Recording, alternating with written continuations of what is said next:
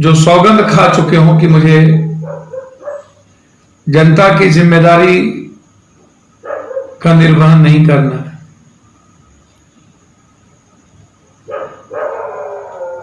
मैं सुनते सुनते मेरी कान थक गई है। मैं थक चुका हूं। मैं बहुत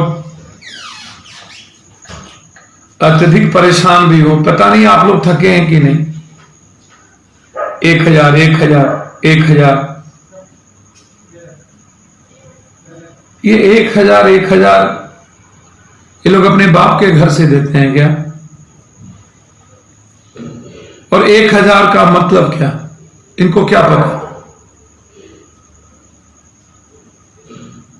आप जरा हमें बताएं। 1 किलो दाल का मतलब क्या? 5 किलो आटा का मतलब क्या?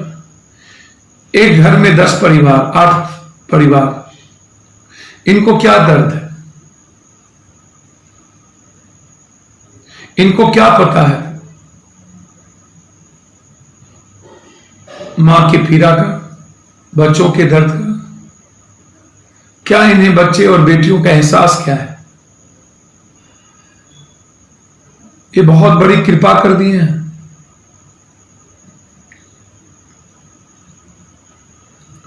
पूरी घोटाला इसको लिख लीजिए सादे कागज पे।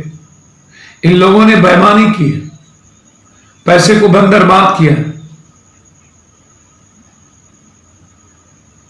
आज हमारे छात्र नायक पटना यूनिवर्सिटी के अध्यक्ष, उनके साथ 4 आदमी, आदित्य,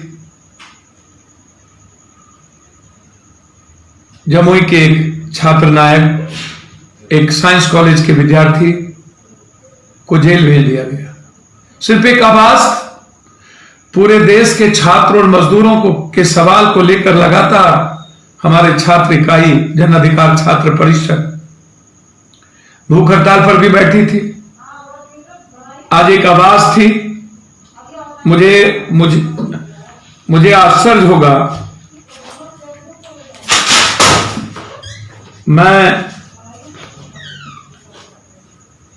आश्चर्य मुझे लगता है कि मैं क्या करूं।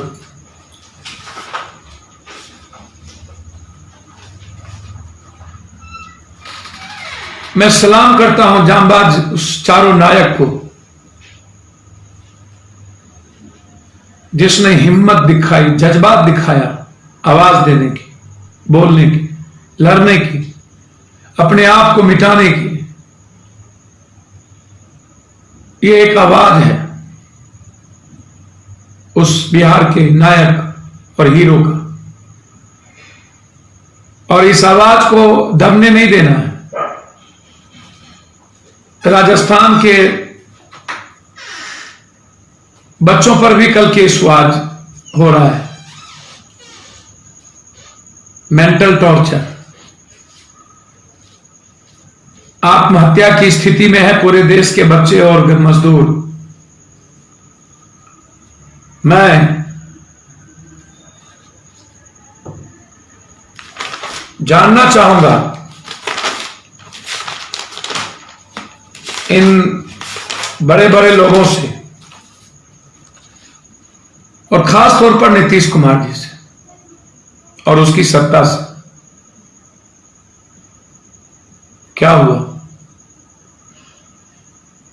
हाईकोर्ट में तो आप लोगों ने जो ऐना दिखाया, अब वो 5 चला गया, 3 तारीख तक लॉकडाउन, उसके बाद प्रक्रिया, फिर स्रोत ऊर्जा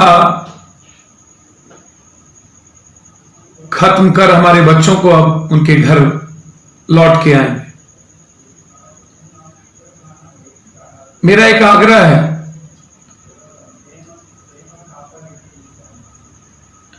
मैं प्राइवेट स्तर पर गाड़ी कर देता हूं, आप नीतीश जी आने के लिए आप सहमति दे दें। वहां की सरकार से मेरी बातचीत हुई, उन्होंने कहा प्राइवेट गाड़ी आप कर दें और वो जाना चाहे जाए, आप एक सहमति कर दें। अब हद हो गया। भूख से मारो, गोली से मारो, लाठी से मारो, हिटलर की तरह जेल भेज दो। सैया भेल कुतवाल तो अब डर काहे का, सत्ता में बैठे हैं। एक तरफ सुप्रीम कोर्ट हाई कोर्ट कहती है कि जेल में सोशल डिस्टेंस और लॉकडाउन में जेल नहीं भेजना, अब जेल से बाहर करना, और दूसरी तरफ बच्चे सोशल डिस्टेंस में थे, लॉकडाउन का पालन करके 7-8 बच्चे छात्र विशाल भी थे, वो नहीं गए, उनको आपने जेल भेज दिया। सुप्रीम कोर्ट की भी बात नहीं मानी। आपको खुद से लड़ने की औकात तो नीतीश जी है नहीं। आज 20 से ऊपर नए मरीज आए हैं नीतीश जी, वुहान बनता जा रहा है। एक तरफ अमेरिका में जितने लोग मर रहे हैं, भारत में गुजरात के अहमदाबाद, गुजरात और इंदौर में लगभग मरने वालों की संख्या उसी ओर है। जिस तरीके से अमेरिका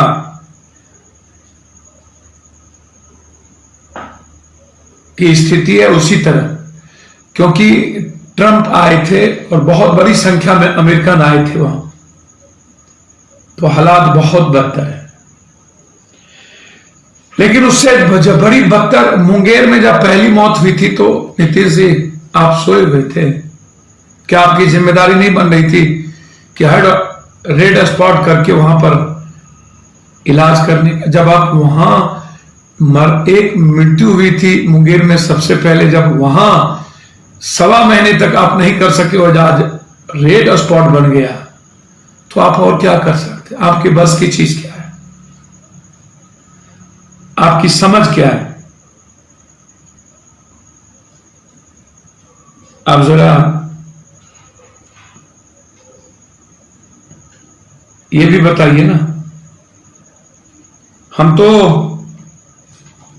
4 दिनों में बिहार की स्थिति क्या हुई? Double triple.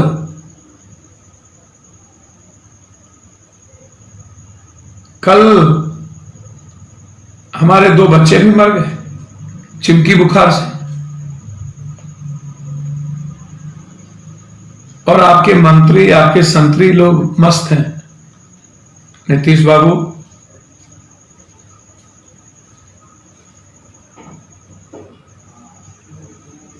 आप से मैं हाथ जोड़ के एक करवत आग्रह करता हूं,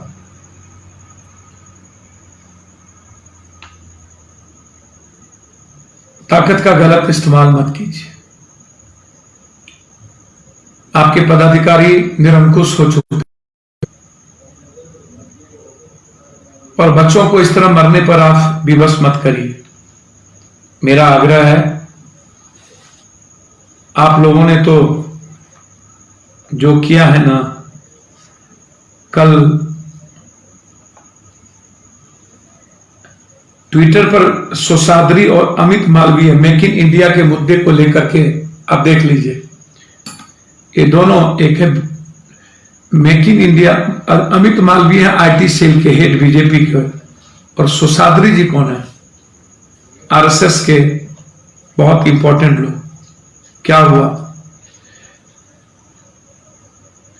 56 कंपनियों की ने चीन का बाहर अपनाया, 3 कंपनी भारत आई मात्र, 26 कंपनी वियतनाम, 11 ताइवान, 8 थाईलैंड चला गया। ये हम नहीं कर रहे हैं,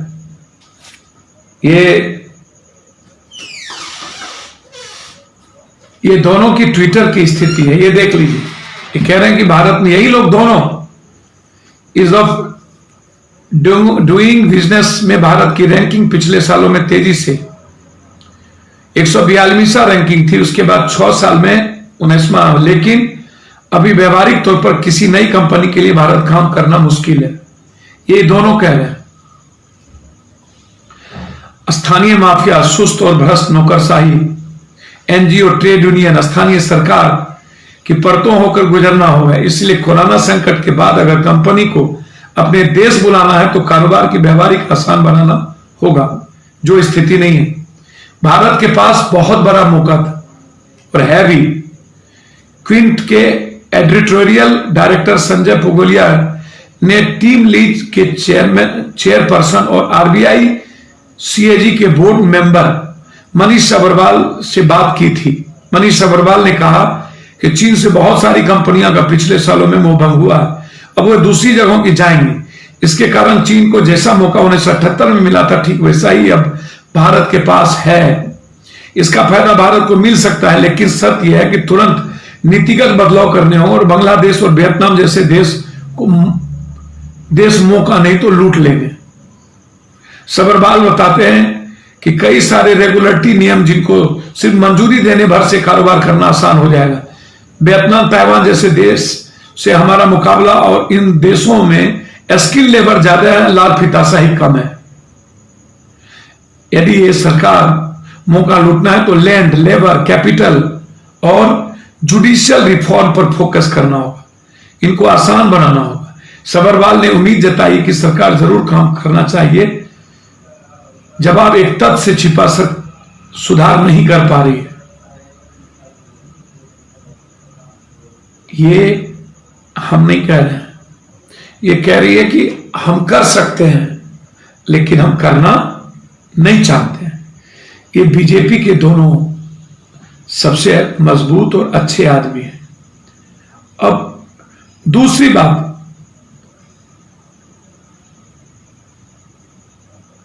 सबसे बड़ी बात कि नियोजित शिक्षकों से इस तरह लड़ रहे हैं। कोरोना पीरियड में उनका वेतन रोक रखा, इसी तरह स्टूडेंट और मजदूर के साथ व्यवहार किया गया। क्या यह सरकार बोझ नहीं बन गई?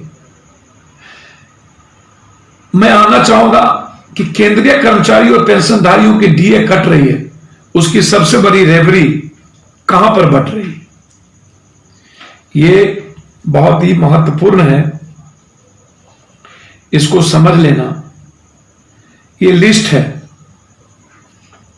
जिन्हें 67,000 करोड़ रुपया दिया गया है। आरबीआई ने हीरा व्यापारी मोहित चौकसी सहित जानबूझकर कर्ज न चुकाने वाले 50 टॉप डिफॉल्टर्स का कर्ज माफ कर दिया। बहुत गर्व करते हैं हमारी सरकार और नेता लोग।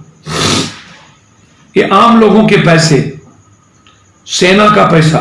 सबसे बड़े ब्रेकिंग न्यूज कि ये जानकारी सरकार ने नहीं, गवर्नर ने नहीं, आरबीआई ने मांगी थी, तो दोनों वित्त मंत्री ने डिफॉल्टर्स की लिस्ट देने से मना कर दिया। आप जानते हैं कि आरटीआई कितना मजबूत था भारत की जनता के लिए, लेकिन जब से वर्तमान सरकार आई, इन्होंने आरटीआई को ऐसी की तैसी कर दी।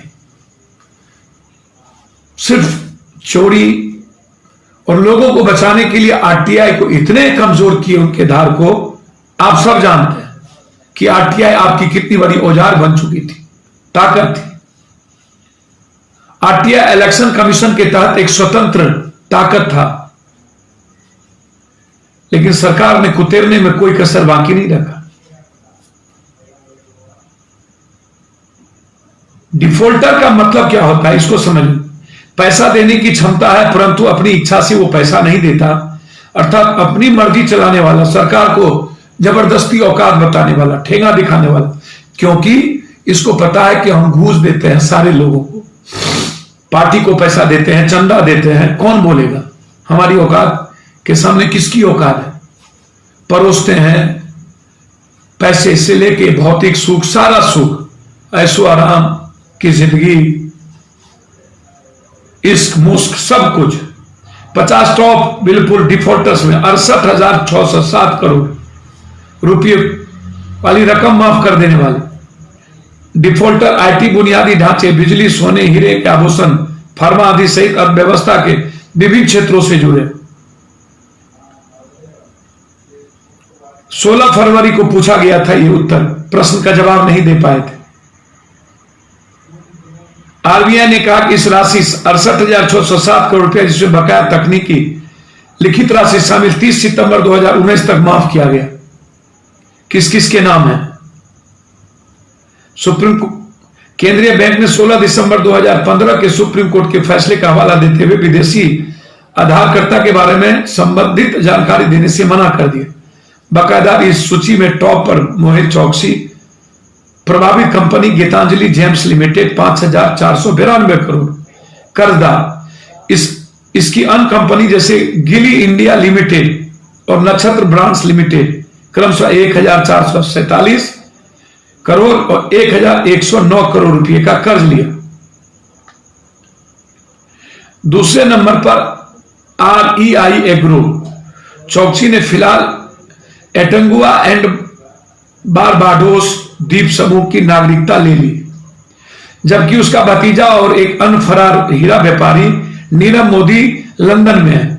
इस सूची में दूसरे नंबर पर REI एग्रो लिमिटेड, जिसकी राशि 4,314 करोड़ रुपए। इसके निर्देशक संदीप झुंझुनवाला और संजय झुंझुनवाला, जो 1 साल से अधिक समय से परिवर्तन निर्देशालय ईडी से जांच चल रही है तब माफी। विंसम डायमंड और रोटोमेक पेन भी हैं शामिल। अगले नवंबर में 4,076 करोड़ रुपया के लोन लेकर फरार हुए हीरा व्यापारी विंसम डायमंड एवं ज्वेलरी के मालिक जतिन मेहता और जिसके बैंक फ्रॉड के जांच केंद्रीय जांच ब्यूरो द्वारा की जा रही है 2,000 करोड़ रुपया की श्रेणी में कानपुर स्थित रोटोमेक ग्लोबल प्राइवेट लिमिटेड, जो प्रसिद्ध कोठारी समूह का हिस्सा है, जिस पर 2,850 करोड़ रुपया बकाया। रुचि सोया और फॉरएवर भी इस श्रेणी में। अन्य कंपनियों में कुरोस कीमी पंजाब 2,326 करोड़ रुपया, बाबा रामदेव बालकृष्ण की समूह कंपनी रुचि सोया इंडस्ट्री लिमिटेड इंदौर 2,212 करोड़ रुपया। ब्लैक मनी लाना है, ब्लैक मनी सबसे ज्यादा इन्हीं बाबाओं को ब्लैक मनी। और zoom developers private limited Gwalior 2,012 crore रुपया शामिल है। हरीश आर मेहता की अहमदाबाद स्थित forever precious jewellery and diamonds private limited 1,962 crore रुपया। और फरार शराब कारोबारी विजय माल्या की निष्क्रिय किंगफिशर एयरलाइंस 1,943, ये प्रमुख नाम है। 68,000 करोड़ में इनके पैसे जो नहीं दे रहे हैं, आंख दिखाते हैं, गरीबों का पैसा, कर्मियों का पैसा। 25 अन्य कंपनियां ऐसे हैं जिन पर 605, 984 करोड़ रुपया तक व्यक्तिगत रूप से समूह कंपनियों के रूप में बकाया है। 50 टॉप बिलफुल डिफॉल्टर में से 6 शानदार हीरे या सोने के आभूषण उद्योग से जुड़े। कितनी दरियादिली, RBI कितना कर्ज बकाया बैंक की कंपनियों पर।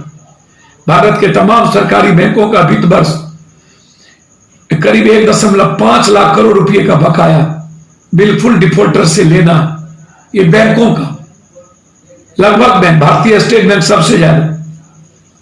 अकेले स्टेट बैंक पर 46,158 करोड़ रुपया बिलफुल डिफॉल्टर के तौर पर बकाया जो उसे वसूलना।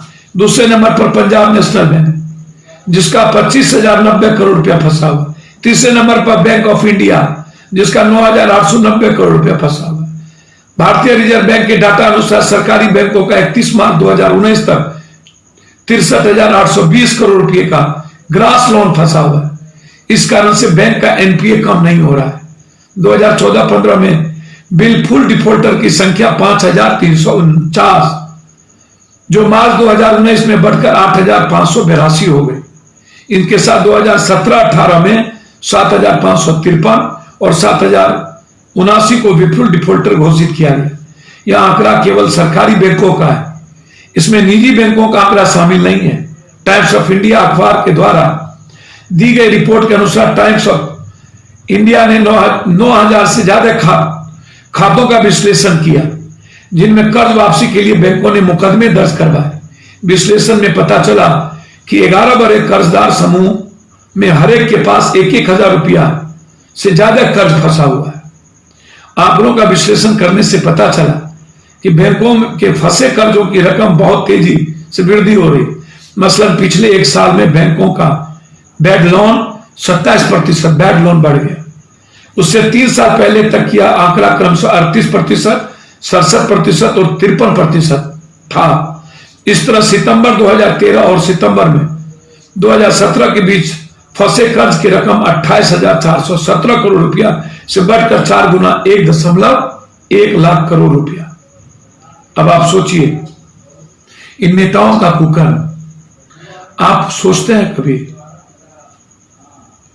ये आप देखते हैं ये कितने नाम हैं, खाने के लिए पैसा है आपके पास, अपने किट्स बनाने की क्षमता, आप भीख मांगते हैं दूसरों से।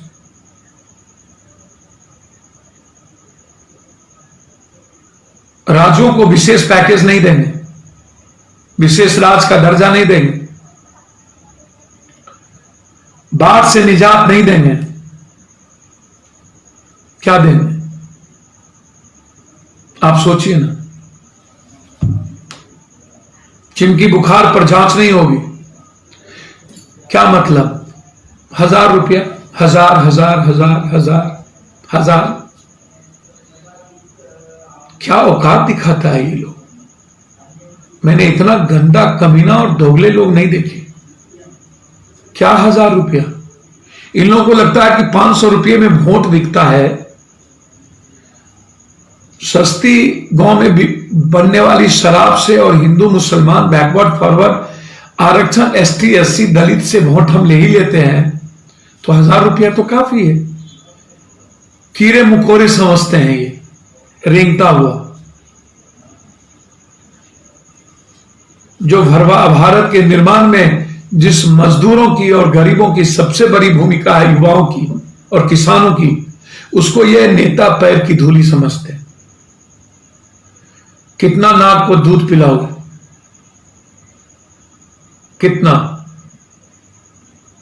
कितने कटवाओगे, कितने विषधर सांप को पालोगे आप सब?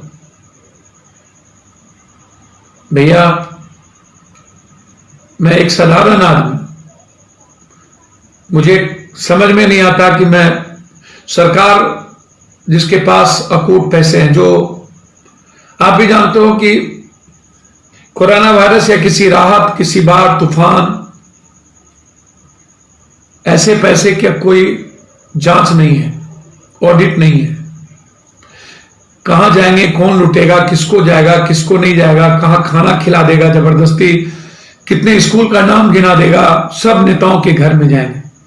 इसी पैसे से फिर आपके 500 रुपये में वोट, शराब, टोपी, चूड़ी, नेल कटर, टीवी, घड़ी, नाक में नथिया, गमछी, ये सब दिए जाएंगे। आपको एक दिन मौज मस्ती करवाया जाएगा। ये वही पैसा है जो आज आपकी जिंदगी को मौत से बदतर बना दिया है। ये लोग मौत के सौदागर हैं।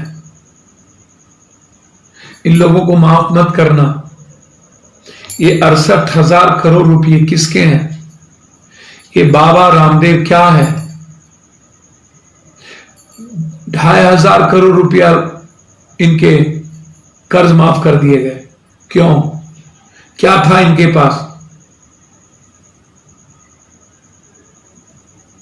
ये 67,000 करोड़ रुपया बिहार में उद्योग खड़ा कर सकता था कि नहीं? करोड़ों गरीब और युवाओं की जिंदगी बदल सकती थी कि नहीं? भारत के मजदूरों की जिंदगी बदल सकती थी कि नहीं? हम बेस्ट आईटी और बेस्ट एजुकेशन हब बना सकते थे कि नहीं? हम कई एम्स तैयार कर सकते थे कि नहीं? हम हजारों हजार लाख वेंटिलेटर, आईसीयू रूम बना सकते थे कि नहीं? हर साल 500, 50, 100, 300, 200 बच्चे मरते हैं। वो कौन है? आप कभी समझे? गरीब के बच्चों के बारे में मिडिल क्लास को भी दर्द नहीं होता है। मरा, कोई मरा, किसी का बच्चा मरा, पैदा कर दिया होगा, बस सोने की मशीन है। मां की पिकोक तो मशीन बना दी है हमसे। बच्चे मर जाएंगे, फिर एक दूसरा पैदा हो जाएगा, फिर मरेंगे, तीसरा पैदा हो जाएगा। क्या होगा? 6 सालों से चिमकी बुखार और अब 40 सालों से बाढ़, पर आपने कभी नहीं पूछा मन क्यों नहीं भरेगा इसका। इनको लगता है नियोजित शिक्षक को जब मार सकते हैं ये, आत्महत्या पर मजबूर कर सकते हैं, तो मजदूरों को तो कीड़ा मकोड़ा समझता है। यूपी मध्य प्रदेश के महिलाएं आती हैं रास्ते में, आज जगह जगह पर जा मदद करना पड़ा, रो रही थी, कुछ नहीं बचा, कोठियों में जाके मदद करना पड़ता है। मेरी कोई औकात और हैसियत नहीं है, मैं बिल्कुल नील हो चुका हूं। कल भी मैं अपने भाई, ममेरा भाई टुट्टू जी मुरहो से 3 लाख रुपया उन्होंने हमें मदद की। फिर मैं बांटना शुरू किया, मेरे पास कोई पैसे नहीं थे, खत्म हो गए थे।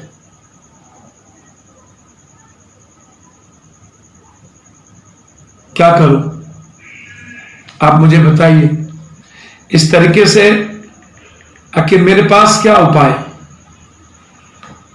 यदि ऐसे भाई आलोक टुट्टू जैसा भाई और कुछ मित्र ना हो, मेरे पास कोई धंधा बिजनेस नहीं है, बस कुछ संपत्ति बची है जो आपकी जिंदगी के लिए खराब। लेकिन ये जो सरकार आज 1.25 महीने से हजार रुपया कर रही है, मैं इतने को दे दिया। मैं 10,000 रुपया इन नेताओं को दूंगा महीना, छोड़ दे अपनी तनख्वाह, मैं दूंगा 2 महीना 10-10 हजार रुपया दूंगा। ये एमएलए एमपी मंत्री अपनी तनख्वाह छोड़ दे। 1,000 रुपया चिल्लाने वाला, जब किसी एमपी मंत्री एमएलए से कोई पूछता है कि हमारी मदद करो, तो कहता है हम तो प्रधानमंत्री अकाउंट में दे दिए, मुख्यमंत्री अकाउंट में दे दिए, लगता है ये अपने दादा और नाना के घर से दिए। कहता है फोन मत कीजिए, फोन डाइवर्ट कर दो, मैं क्या करूंगा। मुख्यमंत्री तो कर ही रहे हैं, प्रधानमंत्री तो कर ही रहे हैं, ये तो सिर्फ चुनाव में करेंगे ना, ये चुनाव में वोट कर देंगे, 4-5 महीने के बाद ये लूटेंगे, फिर आपको 2 दिन देंगे, आज नहीं। आज आप किसी एमपी एमएलए को फोन कीजिए ना, प्लीज एक बार करिए, कहां है ये लोग। अभी भी नाग पंचमी मनाएंगे क्या। ये परिस्थिति आज है। मैं आग्रह करूंगा कि हालात और बद से बदतर हो रहे हैं। प्रधानमंत्री जी, हाईकोर्ट का आदेश 5 को चला गया, सॉल्यूशन निकालने को कहा है। मैं हाथ जोड़ता हूं मोदी जी, जिस तरीके से उत्तर प्रदेश, मध्य प्रदेश, वैसे तो उत्तर प्रदेश वुहान बनता जा रहा है, आप भी जानते हैं, मध्य प्रदेश भी, बिहार भी, मंत्री विपक्ष सबको है। ये लोग ट्वीट करेंगे, इन लोग है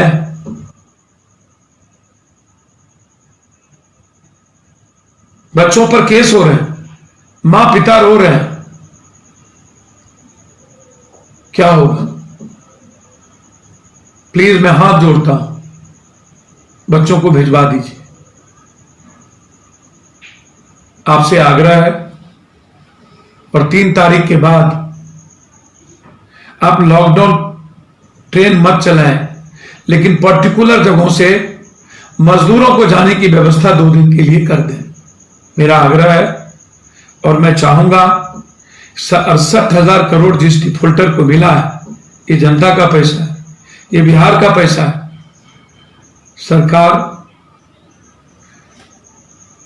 ने बड़ी कृपा की, सर्वोच्च न्यायालय इसकी जांच करे कि ऐसा क्यों हुआ। साथ साथ जो आपके ही 2 आईटी सेल के लोगों ने जो ट्वीट खेला है, एक भी कंपनी नहीं आएंगे। क्या चीन को छोड़ने वाली कंपनी वियतनाम, ताइवान, बांग्लादेश ही जाएगा, या भारत में हम कोई रास्ता निकालेंगे? क्या हम सरल प्रक्रिया को लाएंगे? मैं आग्रह करूंगा कि बिहार के नौजवानों की जिंदगी और मजदूरों की जिंदगी बचाने के लिए एक ठोस निर्णय, आर्थिक पैकेज और कंपनियों को लाने का एक रास्ता आप दिखाएं। साथ साथ कोटा और अन्य जगहों पर जो छात्र अपनी जिंदगी के लिए लड़ रहे हैं और उन पर केस हो रहा है, छात्र नायक पर केस हुआ, आप सभी छात्र, सभी पार्टी के विंग के छात्र, आप अपने घर पर रहकर फेसबुक, ट्विटर, व्हाट्सएप से इस सरकार को जगाएं, इस सरकार के खिलाफ लड़ें, आवाज दें, छोड़े नहीं, रात दिन लिखते रहें, इस सरकार को नंगा करें। यह मैं आपसे आग्रह करूंगा कि मेरे पास कुछ नहीं है, मुट्ठी भर धान मुस्कान को लेकर के मैं आगे बढ़ना चाहता हूं, ये लड़ाई मैं लड़ना चाहता हूं। मैं उम्मीद करता हूं कि निश्चित तौर पर आप गरीबों की जिंदगी बचाने और छात्रों को लाने और मजदूरों को लाने में बिहार के 12 करोड़ लोग फेसबुक, ट्विटर से पप्पू यादव अपने सेवक और बेटा का साथ देंगे। बहुत बहुत धन्यवाद। नमस्कार।